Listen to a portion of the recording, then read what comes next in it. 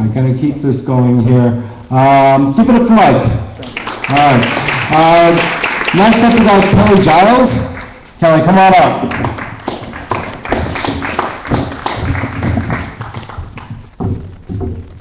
All right, I'm wearing a little Che Guevara tonight because one of my writing classmates is from Egypt, and he brought a picture the other day with his mom and Che Guevara.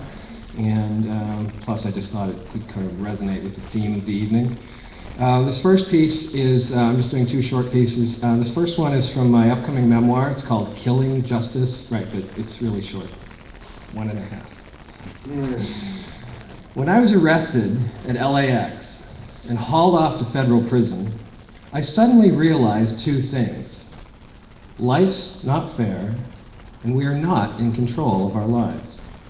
In fact, I remember feeling like the real prisoners were those outside those prison walls, as they too were all living in a house of fear, only most of them were blissfully unaware of that fact. For as the arcade song, City with No Children, expresses it so well, this world has largely become a garden left for ruin by a millionaire inside of a private prison. That same millionaire is, in fact, no less trapped in a house of fear than someone like Russell Shoatz, who's been in solitary confinement now for decades. In fact, in some perverse way, the person in solitary may actually be better off, because at least they know they're in hell. But how could I ever hope to express this reality to those who've never experienced it? For example, one reality the past 3 years and counting in hell has driven home for me is the universality of trauma. But also how only those who've managed to become aware of their own trauma can ever have any hope of healing from it. For, in the words of both my fellow Scotsman Ian McLaren and Aristotle before him, we must be kind, for everyone we meet is fighting a hard battle.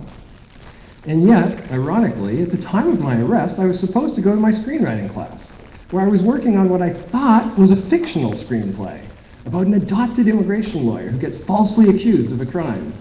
But then, when it actually happened to me, and I finally returned to my screenwriting class 2 weeks later, after having spent 8 days in federal prison, no one could believe any of the scenes I shared, even though they were all true, while they'd had no problem believing the fictional scenes I'd written previously. So for the next 6 months, I was completely creatively blocked, until finally the floodgates opened, and I proceeded to write 3 volumes of poetry, swimming in a thunderstorm, surfing the tsunami, and finally surrendering to transcendence over the next couple of years to try and heal from the trauma, as the only way I could express the trauma was to dissociate by means of the poetic voice. And now I'm finally ready to try and express this trauma more directly through memoir, with the hope that by openly sharing just what a frightened little child this experience has revealed me to be, I would give permission to my readers, to my audience, to see what frightened little children they might be, and that the only hope for healing is to truly embrace how unconditionally loved we are, always have been, and always will be. For the first step to healing is to acknowledge that we were all fellow prisoners, trapped in a house of fear. As once we finally acknowledge that, then hopefully we can begin the healing journey to the true house of love, by exposing those abusers of power who'd like nothing better than to keep us all trapped with the same house of fear they're trapped in. Thank you.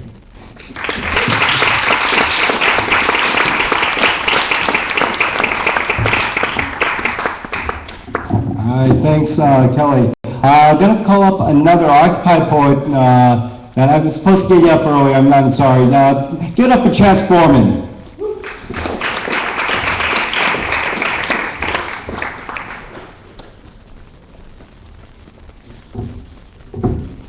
Thank you, Mark. So I wrote this poem that I'm going to do a little while back out of frustration, a lot of frustration, and it's one of those poems that I hope one day to stop reading. But when, poets are arrested for speaking their mind and, our world continues to go the way, it's not quite that time yet, so I'm going to do this one. The hucksters have taken over and artificially inseminated the mental womb by slaying the mind's eye with a reptile spear spewing helium-filled semen chanting sailor's jingle, accompanied by tantalizing women standing in obvious confusion, outfitted in nothing but clothespins clawing at their tortured nipples. The hucksters have taken over, with a homemade graffiti footprint stamped across their own mother's sweet face, and marketed her tears of sorrow as the messiah of progress, and bottled it as the elixir of youth which they splash on their frozen faces before each and every board meeting. The hucksters have taken over and sincerely sacrificed their children's love and affection to that twisted, twittering, digitally enhanced weeping willow, socially mediating our waking minds while its roots slowly strangle our attention spans. The hucksters have taken over and hoisted a waving flag groaning in ecstasy or pain or greed, or in much the way a tortured soul might sound, screaming to the thumbly-faced flames rising behind the tinsel town of truth. The hucksters have taken over and strip-searched the angel of love, wandering lost and broken-hearted through 1,000 shattered mirrors. The rest of our hot audience applauds. They sell her blood to the happy tweakers that live in those luxurious tent cities. And when she, the beautiful dream, is all used up to Hollywood Boulevard, she is banished to masquerade as Marilyn with the most beautiful eyes you will never meet. The hucksters have taken over.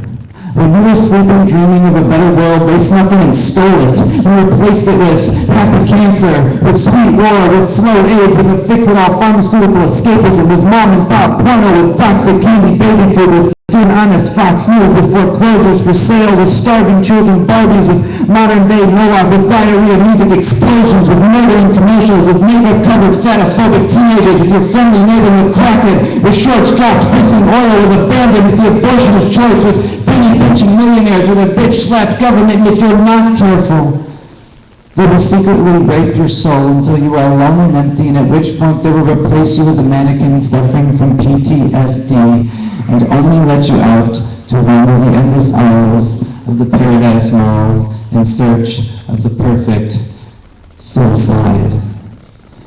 The hucksters have taken over. Thank you.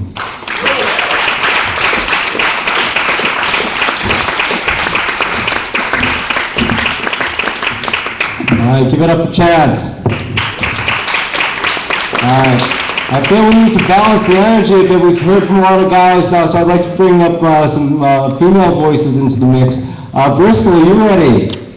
All right, give it up for a new brigadista, Bristol Sharo. Hi, everybody. Okay, I wrote this for tonight and for everyone who writes. Because it's my right, I write.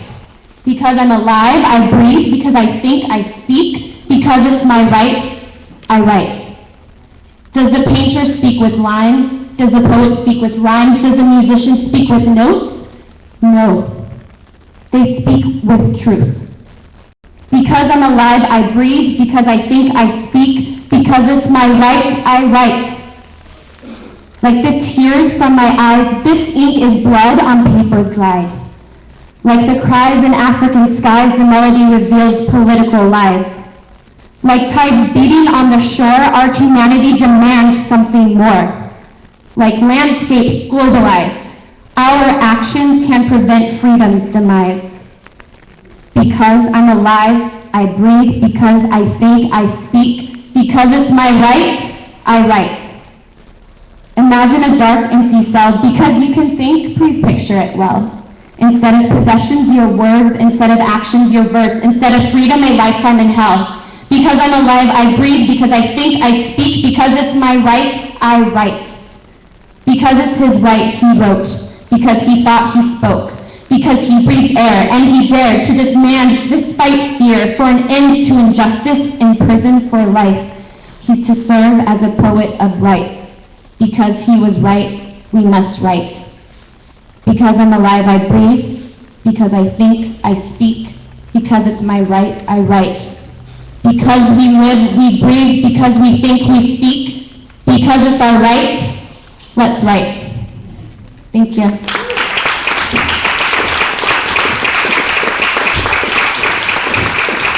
Fantastic, thank you, Bristol. I'm going to bring up a pair of brothers here who actually got here first, and they're kind of reading towards the end, so I'm going to bring them up. First, I want to hear from someone who I haven't heard of the two, so I'm going to bring Kevin Corden up, please. Come on, Kevin. Hello. As you probably guessed, I'm Kevin. Nice to see everybody here. I wrote this poem, well, I began writing it at the end of one of my classes in college, when my professor told me that although my ideas were intriguing and provocative, they did not pertain to the final exam and that we should move on. And that was one of the last classes I took in college before I dropped out. This is called The World That I See.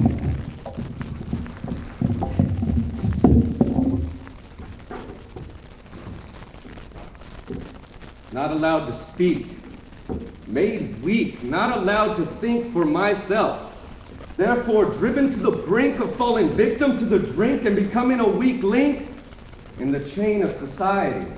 But I'm not following that propriety because my brain undeniably is not their property. Why? Because they won't use it properly. Yeah, I've seen the reality, the evil anatomy of the United States of fucking insanity. Based on scarcity in a scared community? That's exactly why I won't let any one of them use me, or abuse me, or confuse me, or diffuse me, or reduce me, or pollute me, or dilute me, or push me, or shush me. Instead, I'll cush me. To lose me, only to find me and rewind me to remind me of the beauty of life outside that box of light. Man, it's so fucking nice coming up with my own set of rights. Well, you know what I mean once you turned off that screen and admired the scene. And for God's sakes, believe in your dreams. Because to me it seems that anything is possible. If your mind made it plausible, maybe it's just not easily audible or not presently probable. But it is inevitable for the oppressed level to become the rebel, for the future to revel at how we raise the table for the bottom label from not to able, because we rock the cradle not giving a damn, just like Clark Gable. Man, no longer can I wait to change our fate, rewriting this slate to become something great, instead of just being used as bait. Yeah, I'm marking this date for the CEOs of hate, puppeteers of the day, molding us like clay, getting us all to say in a Pledge of Allegiance type way, forever will I obey as you slaughter and slay, as long as I check my Facebook page every day and continue this way of playing innocent prey and ignoring the enslaved, just waiting to be saved by the home of the brave. We're the home of the brave? Then it's up to us to start a crusade, create a new wave of people that have been saved and no longer fear the grave. People that understand the grand plan of plants and man, from mountain to sand, that it's all the same brand, just in a different state with a different hand contributing to this land. So we gotta forget the bullshit and see the truth. We're all worrying about shit that's created in a booth, making the individual moot and a lonely, scared brute. But we can melt the glue that keeps us stuck on that tube, making us automatically prude and systematically rude, but reluctantly crude to say anything about the dude, because we're all too scared we'll get fucked in the ass with no lube. But we can't be scared of the power of the chairs or their preceding heirs, because the people have the power. No, the people are the power. And now, right now is our hour to bring down this tower before it makes us all too sour. To be sweet and good in a strong brotherhood, striving for answers like the cure to cancer or the meaning of life. Or better yet, how to create a world without the fear of a gun or a knife. A world where food and shelter have no price. Man, wouldn't that be nice?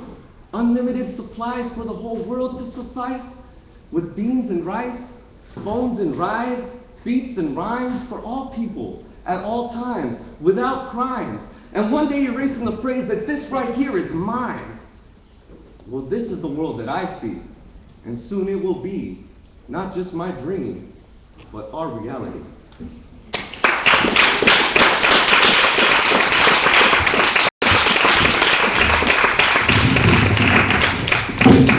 Kevin, I just got one piece of advice for you. Stay off topic.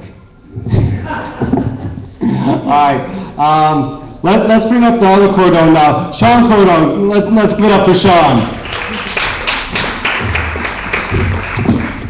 Thanks, everybody. I was really glad to hear the poem from the man from Qatar, and it's really emblematic of the suffering that everybody in that country lives in, everybody in the Arab world lives in, the monarchies and the autocracies that they live in, and it's also emblematic of the tyranny that we live in here in the United States. And it reminds me of how this humanity needs revolution, not just on a national sense, but needs to be globalized so we can bring, humanity back to us all.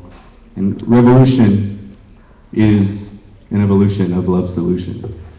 So with that, I'll go into my poem, Decide, Decide, or Divide, Divide. We are in a state of decline, and it's happening by design. Throw off the chains of your masters, because their plans are our disasters. We are smarter and more advanced than ever. We all just need to start working together. A painted picture full of fear on every front and very near. We can say to you, come with us, all rights erased, it is a must. Forever slave to tyranny because you fear that you may bleed. There is, of course, another way, a life for which you always pray. Turn on the light that's in your soul, for it knows best which way to go. That light is love and liberty, to be yourself and to be free. Have fear no more, we are all the same, and we are all here to play in this game. They make us fight these holy wars, that our lives are this world's sores. It's not our lives that did this here, it's the system to which we adhere. Divide, divide, we must choose a disguise. Humanity are born on different sides, but we are all exactly the same, and we are all here to play in this game. If we work together and for each other, we can create a world without those who suffer. So just say no to their evil lies and start to see with your own eyes. See your soul and how it glows and how it knows which way to go.